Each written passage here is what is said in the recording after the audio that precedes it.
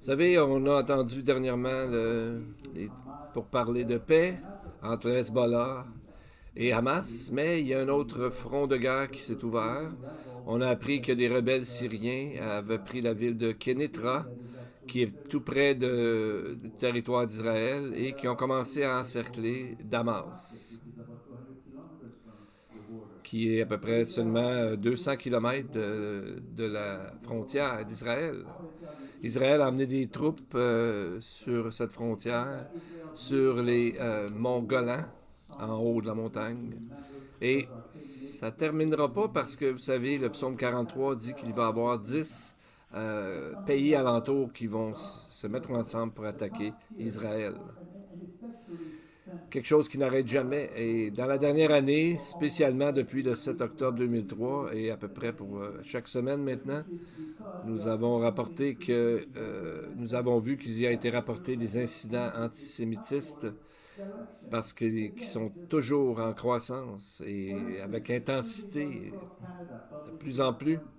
Par exemple, dans un sondage fait au Canada qui a été publié mercredi dernier, on trouvait que 43% des docteurs juifs expérimentent différentes formes de racisme contre eux et un tiers disent ils pensent quitter le pays. En Ontario, 80% des travailleurs en santé qui sont juifs disent qu'ils expérimentent chaque jour cette haine. Et 73% disent que ça arrive dans les endroits où les universités, des trucs comme ça. On a vu sur l'image ici qu'on voit qu'ils sont montés sur un échafaudage avec une protestation contre Israël avec le drapeau palestinien qu'on voit là. Donc, sur un hôpital qui s'appelle un hôpital juif, il s'appelle Mont Sinaï. Et on a vu il y a une ligue anti-diffamation aux États-Unis qui calcule les attaques contre antisémitistes. Et ils disent que ça a augmenté de 25%.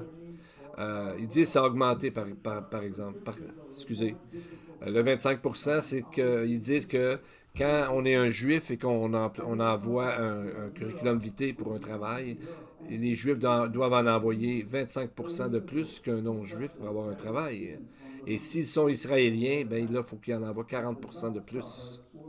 Donc, on voit que ça se passe aussi à travers l'Europe.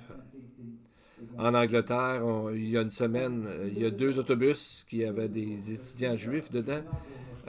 Puis ils ont été attaqués par une gang de jeunes qui lançaient des grosses roches contre eux. Et en Hollande, on a vu que depuis le 7 novembre, vous savez, il y a eu des gens qui ont poursuivi les Juifs à travers la rue suite à une partie de soccer. Et 2 jours, on a vu ici sur l'image en Australie, il y a des gens qui ont été attaqués par des gens qui ont mis le feu, alors que d'autres ont mis le feu. Et on voit ici un homme qui a réussi à sauver la Tara. On voit qu'elle est un peu brûlée. Et beaucoup de choses comme ça qui vont arriver, les prophètes en ont clairement parlé. Il est écrit dans Zacharie 13, juste avant la deuxième venue de Christ. Dans tout le pays, dit l'Éternel, les 2 tiers seront exterminés, périront, et l'autre tiers restera. 2 tiers, c'est une énorme quantité de gens. Et c'est une des plus terribles et horribles prophéties de toutes les Écritures. Ça n'a jamais arrivé avant qu'un si grand pourcentage qu'une nation meure en même temps. Vous savez, dans l'Holocauste, dans la Deuxième Guerre mondiale, il y a eu 1 tiers, 6 millions de Juifs qui ont péri. C'est pourquoi Joël et le prophète Daniel sont cités par Jésus lorsqu'il dit dans Matthieu 24, 21, alors la détresse sera si grande qu'il n'y en a pas eu de pareil depuis le commencement du monde jusqu'à présent et qu'il n'y en aura jamais. Cette tribulation n'est pas seulement pour les Juifs. Bien, ça commence par Israël, mais ça va s'étendre à tout le monde. Et jusqu'à la fin, toute fin, c'est la guerre d'Armageddon. Et là, va arriver à ce moment-là la seconde venue de Christ. Mais la Bible nous dit que là où le péché abonde, la grâce surabonde et abonde tellement plus que le péché. Et c'est un moment de tout cet antisémitisme, les rumeurs de guerre. Il y a beaucoup de portes qui s'ouvrent dans les conversations afin que nous puissions en parler alentour de nous. Vous savez, on arrive bientôt à Noël et à Noël, quoi qu'on pense de cette fête, c'est un endroit où les gens sont comme plus ouverts à vouloir en parler souvent et on peut s'en servir pour célébrer.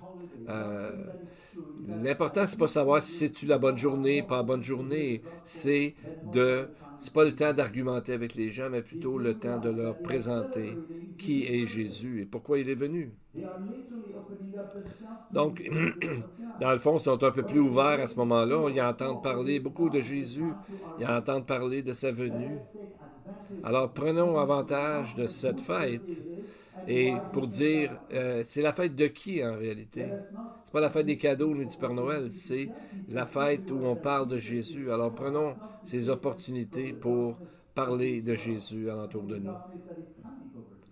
Parce que bientôt, ce monde, ça va pas aller mieux, en tout cas, selon les prophéties. Donc, alors partageons la parole, parce que c'est pas seulement à Noël, mais ça pourrait être une bonne pratique pour nous apprendre à le faire à chaque jour. Parce que sa venue n'a jamais été aussi proche. On voit dans les prophéties qu'il y a des choses qui s'éclairent de plus en plus. Alors prenons avantage de ce moment de l'année.